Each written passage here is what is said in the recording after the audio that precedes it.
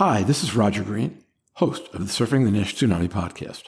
We are offering 3 conversations from this week's preview of the Digital ILC 2021. In this conversation, the various group members identify issues of interest to them that will be covered in this year's Digital ILC program, ranging from lifestyle management strategies to multidisciplinary disease approaches to COVID-19 and, of course, medications in development. Digital ILC is one of hepatology's premier events, year in, year out, and 2021 will be no exception. So sit back, listen, enjoy, learn, and when you're done, join the discussion on our LinkedIn and Facebook discussion groups.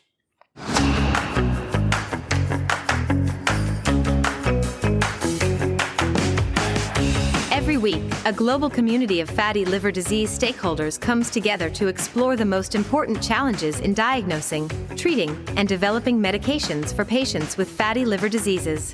Join hepatology researcher and key opinion leader Dr. Stephen Harrison, liver wellness advocate Louise Campbell, pricing and forecasting guru Roger Green, and this week's guest, hepatology researcher, key opinion leader, and EASL Scientific Committee member Professor Luca Valenti, as they preview the upcoming Digital ILC 2021 conference, this week on Surfing the Nash Tsunami.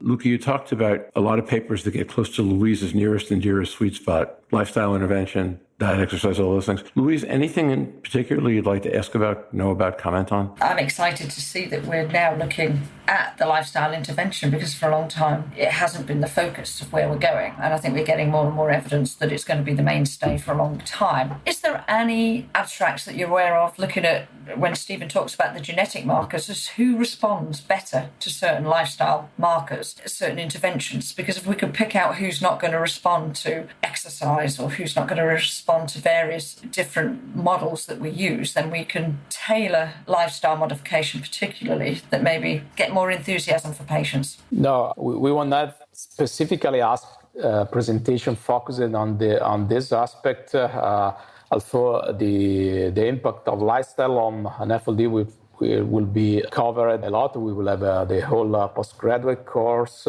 on the lifestyle and the liver, so impact of lifestyle on the risk of not only on NAFLD but also in general liver disease, and focus section on the lifestyle management of NAFLD. So we know that actually individuals at higher genetic risk tend to respond to, for example, weight loss and lifestyle management. We don't yet have the answer, and there won't be specific data, unfortunately, on the impact of lifestyle management approaches in patients stratified by the genetic risk yet. But this is, of course, a very interesting field of research for the future. Yeah, and I think we're certainly putting more into that. And I think the plethora of abstracts that I've seen are just very exciting. The range this year is very good. And I enjoyed the platform last year. To see that improved will be interesting and enhance the conference yet again, which is for a digital format would be quite groundbreaking, I hope. Yeah, I agree. I thought that when I'd heard about the enhancements on the digital platform, it struck me that this was the best digital platform I saw last year. So after they went first and other people did not quite get up to the level that EASL was at, to have EASL then raise the bar again, I thought was really exciting. Look, one of the things you mentioned, if I understood correctly, were multidisciplinary around NAFLD. And can you talk a little more about that and what kinds of other specialties or disciplines you're bringing to the discussion and some of the titles that might be on that subject, perhaps? Yeah, of course, we will discuss the most important aspect of multidisciplinary management that are related to, as we discussed before, the huge impact of NAFLD and associated metabolic derangement, not only on the risk of liver disease, but of associated cardiovascular conditions, renal disease, for example, also some specific forms of cancer, so that this condition cannot be considered anymore like just a liver disease only, but it's a multisystemic disease disease, and we will have to manage in clinical teams, which would be hopefully led by an hepatologist, but we will have to include, for example, an internist, a specialist internal manager to manage a team, an endocrinologist to manage diabetes and complication, the cardiologist to manage cardiovascular disease associated coronary heart disease, and so on, the nephrologist for patients with renal involvement, a nutritionist, which will be, as Louise discussed before, important for the lifestyle management of these patients, and so on. And this will also have to be in contact with the GP managing the patients, because probably most of these patients will have to be managed in association, in collaboration with the general practitioner, because of the very high prevalence and associated comorbidities due to the fact that this will be seen in the territory and should be referred then to the teams and tertiary referral centers. We should not forget, when we talk about patients with liver disease, which we see in the clinic, about the risk of liver cancer, and the multidisciplinary approach is also very important in evaluating the patients with focal lesions, suspected liver cancer, or confirmed hepatocellular carcinoma, which is a further complication of the disease. And we will also have a session at the ILC, which I advise you not to miss, which will deal with the multidisciplinary management of liver nodules in patients with NAFLD, which is a very important topic for clinical hepatologists. That's fantastic and really helpful. I guess the other question I had, a different way of thinking about multidisciplinary, is while vaccine is starting to affect the impact of COVID in some of the more advanced markets, in the developing world, it's still a horrible problem and not likely to go away anytime soon. Are there topics on COVID and the liver that build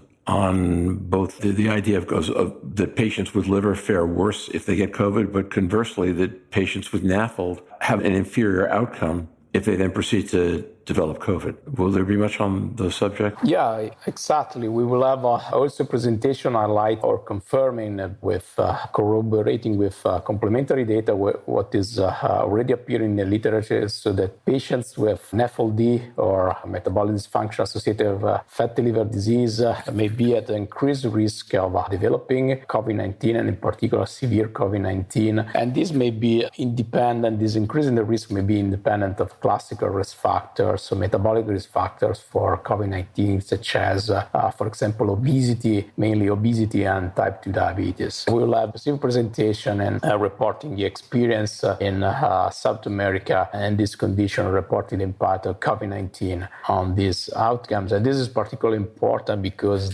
from data in the literature, it is emerging that whatever the mechanism linking fatty liver disease, NAFLD, to severe COVID-19, whether or not liver fat accumulation has a causal role in determining inflammation and severe disease, NAFLD is a marker of an increased risk of this condition. And this should be another element that support the prioritization of patients with liver disease, in particular NAFLD, for vaccination and prevention programs. I think that'll be really helpful and informative. I might take this conversation in a different direction, but before I do that, let me ask Stephen, Louise, if you have any other questions you'd like to ask Luca about the meeting or the papers or anything else having to do with it. This has been good. It's been insightful to hear some of the new research that's been done in various areas, whether it be COVID-19 and liver disease or genetics, non-invasive testing, or the like. That sets the stage for a very exciting meeting, at least as it pertains to non-alcoholic fatty liver disease. Speaking about the meeting in general, we mentioned an enhanced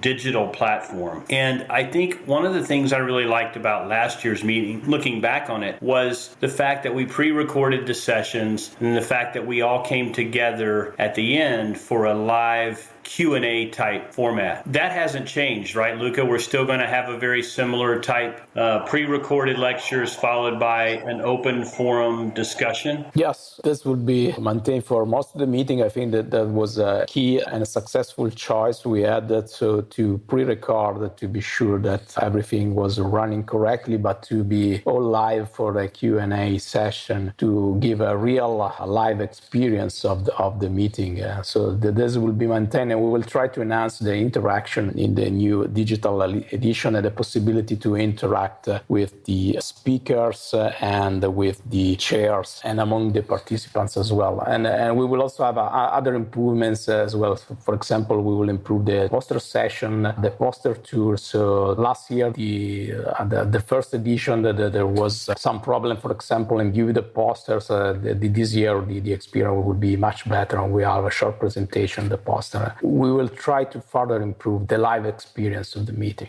Yeah, that's terrific. I don't mind giving a Q&A session at 4 o'clock in the morning, but giving a lecture at 4 in the morning might be a bit challenging. So I like the fact that we can pre-record the sessions and then come on live. My only wish is that we could do that in our pajamas rather than dressing up, at 4 in the morning. But that's okay. You can be in a shirt and tie and shorts. Heaven knows that's been done enough in the pandemic. Oh, that's true. But, one of the beauties of EASL for at least Americans or at least Texans is to go see the beauty of Europe. And Italy is certainly one of the most beautiful countries in the world. I look forward to getting back to actually being a part of it in person. I still think that EASL would do wonders to have a hybrid meeting, have that online digital component to it. But certainly looking forward to 2022 being back live if possible. Yeah, we're looking forward to it, but actually we have already started working at it last week. So we hope to be able to host a hybrid meeting in London in 2022. We already started working. Well, that'll be fantastic. And Milan is on the list for the back next at the meeting. EASL Center for Louise. That's fantastic. We can be on the yacht. Yeah. Luca doesn't know about the yacht, Louise. I'm afraid you're going to have to tell him a little bit right now. Go ahead, tell Luca about the yacht. Normally you use the Excel, Luca, and I'm currently at the Excel as a matron and rolling out the vaccination program there. But there's a very big yacht next to it called the Sunborn, which was giving NHS discounts. So I stayed there and did the podcast a couple of times from there. So we've decided that should be our home for EASL when it comes back to London. And we will then podcast live from the yacht. The boat will be perfect. We hope you've enjoyed this recording. If you have any questions or comments about the content of this conversation or the entire episode, please send an email to question@surfingnash.com. We'll be back on Thursday, June 10th, right after the end of the International NASH Day cooking demonstration, to discuss how different stakeholders can help implement the Global Liver Institute's U.S. NASH Action Plan. Come motivated. I'm certain there will be things you can do to help. I hope you'll join us on the 10th. Until then, stay safe, surf on, see you on the podcast. Bye-bye now.